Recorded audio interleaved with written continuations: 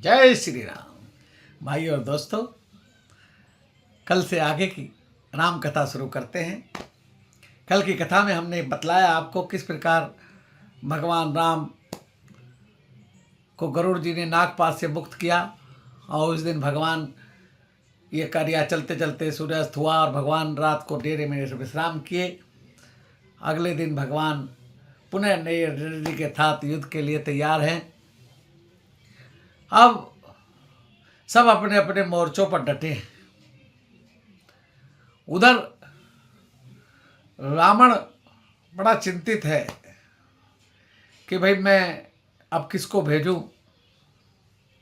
मेरा भाई भी मर चुका है, कई पुत्र मर चुके हैं। तब मेघनाथ कहता है कि पिताजी आप चिंता ना करें, मैं आज एक ऐसा यज्ञ करूंगा जिसके पूरा होने पर मुझे एक दिव्य रथ प्राप्त होगा और उस पर बैठकर मैं विजय श्री को प्राप्त होऊंगा, फिर मुझे कोई नहीं हरा सकता। तब रावण से मेघनाथ ये कहकर और अपनी कुलदेवी निकुम्ला के मंदिर में चला जाता है और वहां पर यज्ञ करता है, एक विशाल यज्ञ का आयोजन करता है। और उसने अपने पिताजी से कहा कि देखो मेरे युग में कोई विघ्न ना आने पाए, इसके लिए आप सैनिक लगा दो और बाकी आज के युद्ध को आप देख लो। अगर मेरा ये यज्ञ पूरा हो गया तब मुझे एक दिव्य अस्त्र प्राप्त होगा और उस पर बैठकर मैं विजय श्री को प्राप्त होऊंगा। अब युद्ध होता रहा, न रावण आया न मेघनाथ आया, युद्ध तो चल ही रहा है, बाकी योद्धा युद्ध लड़ रहे हैं। भगवान राम देख रहे हैं कि आज कोई विशेष कोई बड़ा योद्धा नहीं आ रहा है, क्या बात है। तब भगवान मंत्रणा करते हैं और विभीषण से पूछते हैं कि विभीषण जरा अपने गुप्तचरों से पूछो कि आज मेघनाथ कहाँ है, रावण भी नहीं आया है युद्ध के मैदान में, ये आखिर हो क्या रहा है। तब विभीषण जी कहते हैं कि प्रभु मेरे गुप्तचरों ने सूचना दी है कि मेघनाथ अपनी कुलदेवी निकुम्ला के मंदिर में यज्ञ कर रहा है और यदि उसका यज्ञ पूरा हो गया तब समझो कि वो किसी के बस में आने वाला नहीं है, वो जीतने में नहीं आएगा। उस यज्ञ से उसको बहुत सिद्धियां प्राप्त होगी, अमोघ शक्तियां प्राप्त होंगी और एक दिव्य रथ भी प्राप्त होगा। तो राम जी कहते हैं फिर क्या उपाय है कि महाराज उपाय तो एक ही है कि आप अपनी सेना की एक टुकड़ी भेजिए और उसके यज्ञ को विध्वंस कीजिए।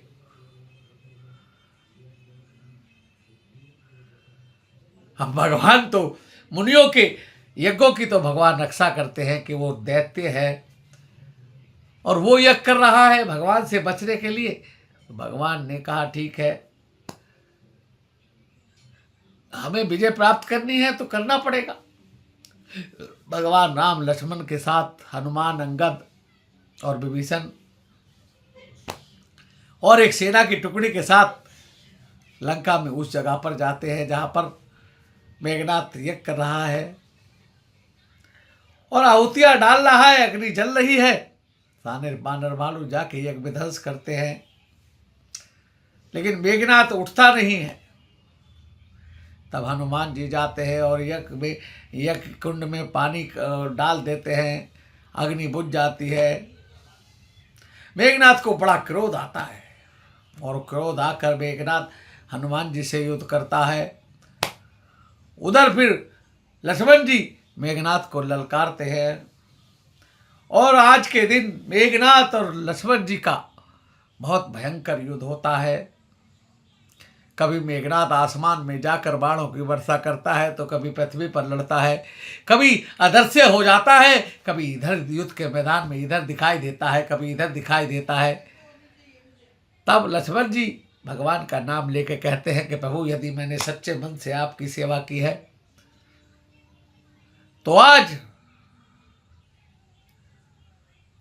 मेरे एक ही अमोघ बाण से ये बच नहीं पाए और एक विशेष अस्त्र दिव्यास्त्र का लक्ष्मण जी अनुसंधान करते हैं और उसी समय वो छोड़ते हैं और मेघनाथ का शीश कटकर गिर जाता है। राक्षसी सेना में हाहाकार मच जाता है। सारी राक्षसी सेना भाग खड़ी होती है क्योंकि उनका सेनानायक ही खत्म हो गया है। अब राम जी मेघनाथ के शीश को मंगाकर अपने मानर उनके उसके मेघनाथ के शीश को उठाकर रामादल के टेरे में रख लेते हैं और उधर जब लक्ष्मण जी युद्ध कर रहे हैं तो लक्ष्मण जी ने सिर से पहले एक मेघनाथ की भुजा काटी है, जो भुजा कट के लंका गई। भुजा पहले तो गिरी रही, लेकिन जब मेघनाथ का शीश कट गया तो वो भुजा जो है लंका में चली गई। और उसने जाकर जो सलोचना है मेघनाथ की पत्नी, वो पतिव्रता नारी थी, उसको सारा वृत्तांत युद्ध का बता दिया कि किस प्रकार तुम्हारे पति का आज मरण हो गया है। सलोचना रोती रोती जाती है अपने ससुर के रावण के दरबार में और कहती है कि पिताश्री, आज मेरे पति का देहांत हो गया है। आपके पुत्र का युद्ध में वीर गति को प्राप्त हो गए, लेकिन मैं अपने पति के शरीर के साथ सती होना चाहती हूं। अब ये आपके सैनिक उनका शरीर तो ले आए हैं, लेकिन इनका मस्तक नहीं मिला। अब बिना मस्तक के इनका शरीर पूरा नहीं होगा और मैं कैसे सती होगी। तब रावण कहता है, बेटी तुम क्या करना चाहती हो? सलोचना कहती है, पिताजी मैं रामादल में जाना चाहती हूँ और उनसे अपने पति का शीश मांग कर लाऊंगी। रावण कहता है, वो दुश्मन है। बोले दुश्मन है तो क्या है, मैं तो अपने पतिव्रता नारी हूँ और मैं अपना धर्म निभा रही हूँ। मैं स्त्री हूँ, मैं जानती हूँ भगवान कभी स्त्री पर हाथ नहीं उठाते। राम जी कभी क्षत्रिय लोग कभी स्त्री और ब्राह्मण पे हाथ नहीं उठाते। तब सलोचना रामादल में जाती है युद्ध के मैदान में और राम जी को प्रणाम करके कहती है कि राम जी, आप मुझे मेरे पति का शीश दे दें, मैं सती होना चाहती हूँ। राम जी कहते हैं तुम अपने पति का शीश इतने शीशों में कैसे पहचानो कि जो मेरा पति का शीश होगा वो मुझे देखकर हंसेगा। आप मुझे इजाज़त दीजिए, मैं शीशों में देख लेती हूँ। बहुत शीश कटे पड़े हैं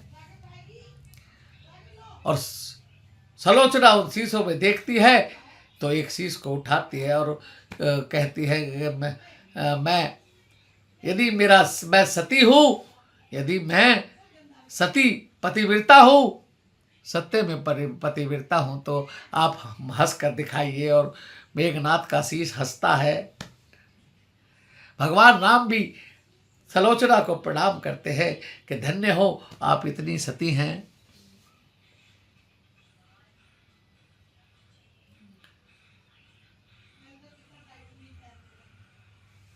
क्योंकि ये सलोचना जो थी ये नाग कन्या थी और पतिव्रता स्त्री थी। तो सलोचना अपने पति का शीश ले जाकर और मेघनाथ के शरीर के साथ अग्नि चिता पर बैठ जाती है और अपने आप को सती कर लेती है। उस समय में सती प्रथा चलती थी, ये बाद में खत्म हुई। तो सलोचना जो थी पतिव्रता स्त्री थी, आदरणीय स्त्री थी। भगवान राम ने भी उसको प्रणाम किया। तो भाई और दोस्तों, आज की कथा को यहीं विराम देते हैं। आगे की कथा कल करेंगे। हमारी कथा अच्छी लगती हो तो हमारे चैनल राम के संग @राम के संग AK गुप्ता को लाइक सब्सक्राइब करें और शेयर करें। राम कथा निरंतर सुने। YouTube पर भी हमारा चैनल सर्च करके YouTube पर सुने। इसी के साथ अभी हम 1 तारीख को चंद्र ग्रहण की उपाय की वीडियो डालेंगे और 2 तारीख को होलिका दहन के उपाय की वीडियो डालेंगे। इसलिए हमारी वीडियो को लगातार देखते रहें और राम कथा निरंतर सुने। जय श्री राम।